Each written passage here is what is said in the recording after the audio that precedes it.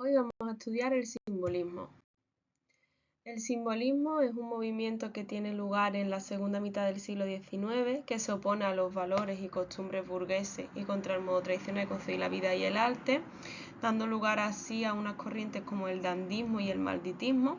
El dandismo concibe al artista como un genio elegido y que va a ser superior a ese hombre burgués al que critica, y el malditismo es el que concibe al hombre como un ser maldito, antisocial y que va a sufrir el rechazo de todos los demás que le rodean. Además, un rasgo que caracterizaba a gran parte de estos autores simbolistas es el de la vida bohemia. En el caso de los poetas malditos, esta vida bohemia va a conllevar que consuman drogas, alcohol y otro tipo de estupefacientes y que se aíslen de todo el mundo. Contra este movimiento surge también contra el sentimentalismo y el subjetivismo romántico. Surge el grupo literario francés Le Parnès Contemporain y a partir de ahí surge la tendencia que popularmente conocemos como el parnasianismo, cuyo lema es el arte por el arte, ya que entendían que el arte debía estar deshumanizado, es decir, debía tener eliminada toda la carga que tuviera que ver con lo humano, y buscaban la perfección en cuanto a la forma y le rendían culto a la belleza y aspiraban a una poesía clásica. Aunque el parnasianismo fuese muy importante en esta época, la poesía de esta época principalmente se le conoce como simbolista, que es también un movimiento francés, al igual que el parnasianismo, y este movimiento no trata de expresar la realidad, sino de superarla, es decir, ellos buscaban eso que había detrás de esa realidad. No seguía ninguna norma, y como recursos principales empleaba las imágenes, la sinestesia, las metáforas, además hacía uso del verso libre, ya que no les importaba tanto la forma sino el contenido, e incluso dentro de ese contenido no les importaba lo que significase la palabra sino lo que sugiriera para ellos, puesto que era muy subjetiva la poesía simbolista. Como rasgos principales del simbolismo, aunque ya hemos adelantado algunos, tenemos que el punto de partida para este movimiento es Las flores del mal de Baudelaire, que la gran mayoría de poetas, una gran corriente, se les caracterizó como poetas malditos, por lo que también se ha comentado ya previamente, puesto que eran unos autores que van a llevar una vida muy bohemia con todas las consecuencias que ello conlleva, y el aislamiento social que tenían les marcó muchísimo, además de, por supuesto, a la poesía. No les importaba lo que significase la palabra, sino lo que sugiriera. Querían buscar esos secretos y misterios de la nueva realidad, una nueva forma de descubrir la belleza en sitios donde hasta entonces no se había visto la belleza.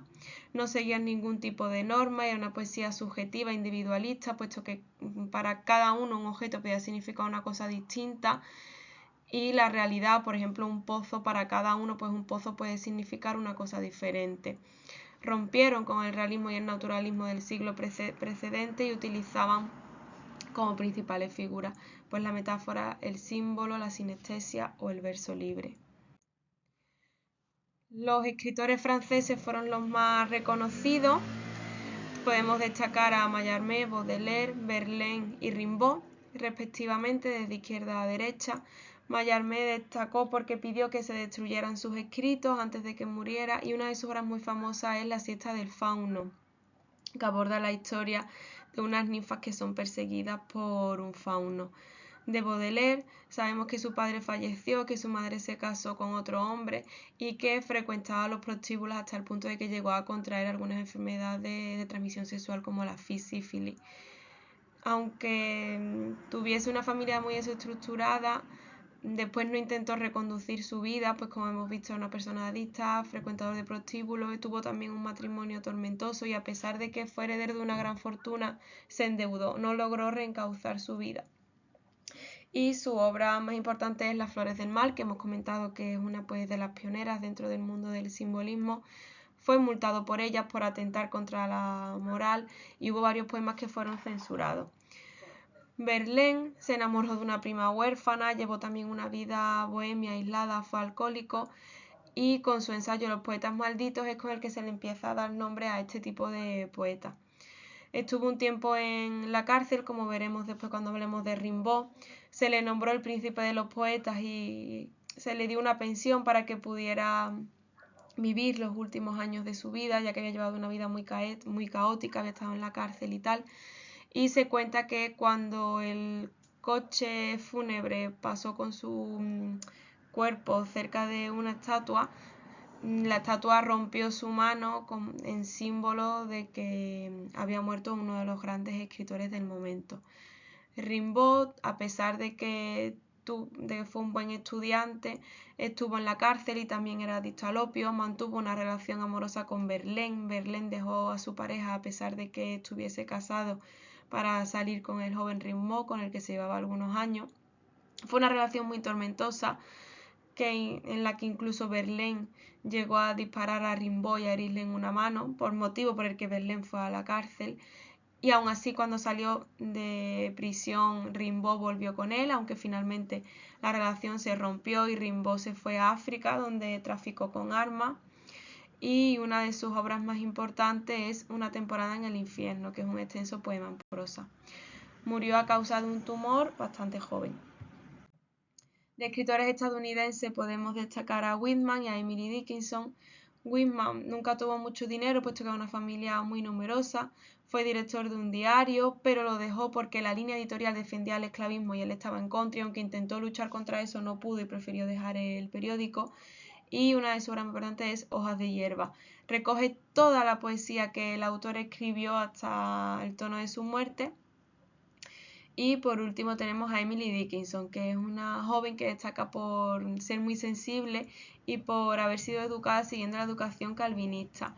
Se aisló y durante ese tiempo que estuvo aislada vistió de blanco como un poco el símbolo de la inocencia y la pureza. Su escritura ha estado marcada por esta soledad y retiro.